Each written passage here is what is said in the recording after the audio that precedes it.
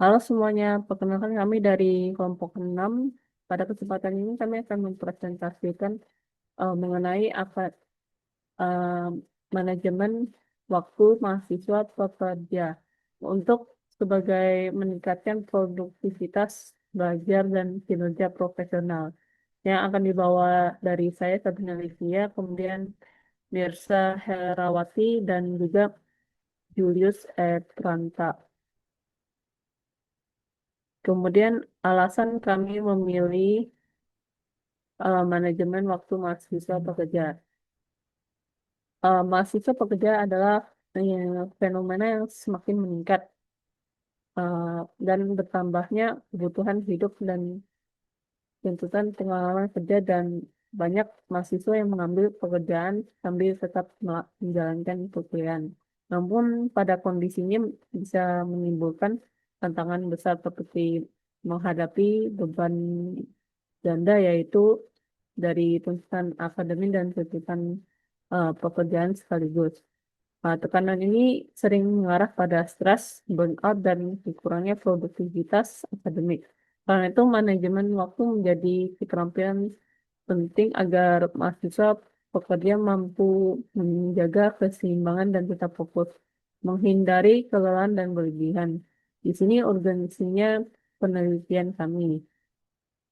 Untuk mendukung analisis, kami melakukan survei awal pada beberapa responden mahasiswa yang ada.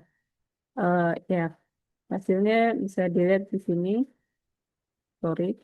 Um, eh, dari responden yang saat ini 7 orang, bisa saja eh, menggunakan link ini untuk mengisinya. Dan juga, eh, jadi bisa dilihat mahasiswanya yang bekerja sebagian besar 71,4% dan kesulitan waktu tingginya sekian persen seperti yang dipaparkan di slide ini. Lalu bagian besar juga menyebutkan bahwa gangguan akademik seperti keterlambatan mengumpulkan tugas sering terjadi meski strategi sederhana seperti to-do list digunakan, masalah utamanya tetap pada energinya bisa cepat habis dan juga tugas kuliahnya yang menumpuk.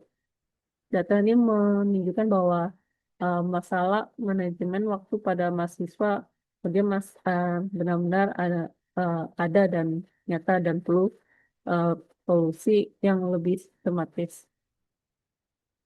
Kemudian akan dilanjutkan oleh rekan saya. Beberapa penelitian terdahulu menunjukkan bahwa manajemen waktu memiliki pengaruh langsung pada prestasi akademik mahasiswa.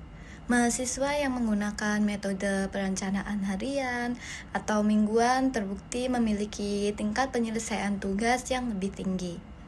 Selain itu, studi mengenai mahasiswa pekerja menunjukkan bahwa beban kerja yang sangat tinggi dapat meningkatkan stres, terutama ketika jadwal pekerjaan tidak fleksibel. Banyak penelitian juga menekankan bahwa teknik prioritas seperti priority ranking atau time blocking cukup efektif dalam membantu mahasiswa mengatur waktunya. Penelitian tersebut menjadi dasar untuk merencanakan strategi manajemen waktu yang lebih realistis dan aplikatif bagi mahasiswa pekerja. Dan selanjutnya yang slide kelima ini saya akan menjelaskan tujuan penelitian ini adalah mengembangkan strategi manajemen waktu yang efektif dan mudah diterapkan oleh mahasiswa pekerja. Yang pertama, penelitian ini bertujuan mengoptimalkan waktu belajar agar mahasiswa dapat menyelesaikan materi kuliah dengan lebih terstruktur. Kedua, strategi ini diharapkan membantu meningkatkan performa mereka di lingkungan kerja karena jadwal yang teratur meminimalkan kelelahan. Yang ketiga, penelitian ini berperan dalam mengurangi stres akademik dan pekerjaan melalui sistem perencanaan yang realistis dan konsisten. Dengan tujuan ini, kami berharap strategi yang kami kembangkan dapat langsung digunakan oleh mahasiswa pekerja dalam kehidupan sehari-harinya. Selanjutnya di slide ke-6 ini, kebaruan gagasan kami ini terletak pada penggabungan beberapa teknik manajemen waktu yang sederhana dan realistis. Yang pertama, kami mengembangkan sistem time block rutin, yaitu pembagian waktu harian ke dalam blok aktivitas terfokus seperti belajar, bekerja, istirahat, dan aktivitas pribadi. Sistem ini membuat jadwal lebih jelas dan mengurangi multitasking yang memicu kelelahan dan burnout. Kedua, kami menambahkan refleksi mingguan terstruktur, yaitu evaluasi sederhana 10 menit setiap akhir minggu untuk menilai apakah target belajar dan pekerjaan tercapai atau perlu penyesuaian. Langkah ini dapat membantu mahasiswa memahami pola kesibukan mereka. Dan yang ketiga, kami menggunakan prioritas 3 level harian, yaitu kategori wajib, perlu, dan opsional. Dengan cara ini, mahasiswa pekerja dapat menyelesaikan tugas paling penting lebih dahulu tanpa kebingungan. Kombinasi 3 metode ini membuat gagasan kami lebih realistis, mudah diterapkan, dan relevan dengan kondisi mahasiswa pekerja di berbagai bidang. Oke, kita lanjut ke bagian strategi dan pembagian kerja tim dari kami kelompok 6, di mana kami di sini itu terdiri dari 3 anggota mahasiswa, yang mana kami melakukan 3 tahapan utama. Yang pertama itu adalah analisis survei melalui survei yang sudah kami buat berupa kuesioner Google Form yang akan segera dikirimkan ke mahasiswa yang terkait.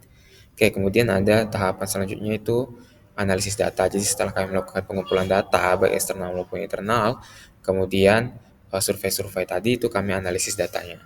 Setelah analisis data, barulah kami melakukan tahapan yang terakhir yaitu perumusan rekomendasi atau solusi. Jadi penyusunan solusi ini itu kami ambil berdasarkan hasil data yang sudah kami analisis sebelumnya. Jadi kami bagi tugas-tugasnya menjadi 3. Yang pertama itu pengumpulan data, dan analisis, dan yang ketiga ada perumusan rekomendasi. Di mana pembagian tugas ini dalam tim kami lakukan agar proses penelitian itu lebih efisien dan juga efektif. Di mana ada anggota yang fokus pada survei, ada yang menganalisis data, dan ada yang menyusun rekomendasi strategis. Semua ini dilakukan secara kolaboratif untuk menghasilkan solusi yang terbaik. Kemudian, yang menjadi inti dari presentasi kami itu adalah mahasiswa pekerja itu membutuhkan pola manajemen waktu yang lebih adaptif. Bukan sekadar teknik umum yang sering tidak efektif bagi mereka. Data survei itu menunjukkan adanya kesulitan nyata dan tingginya tingkat stres. Selanjutnya itu karena itu diperlukan pendekatan yang lebih teralat dan juga terukur. Nah, ini saya tampilkan juga penelitian menyoroti kesulitan manajemen waktu mahasiswa pekerja di mana mereka harus berkuliah atau belajar sebagai seorang mahasiswa dan juga bekerja.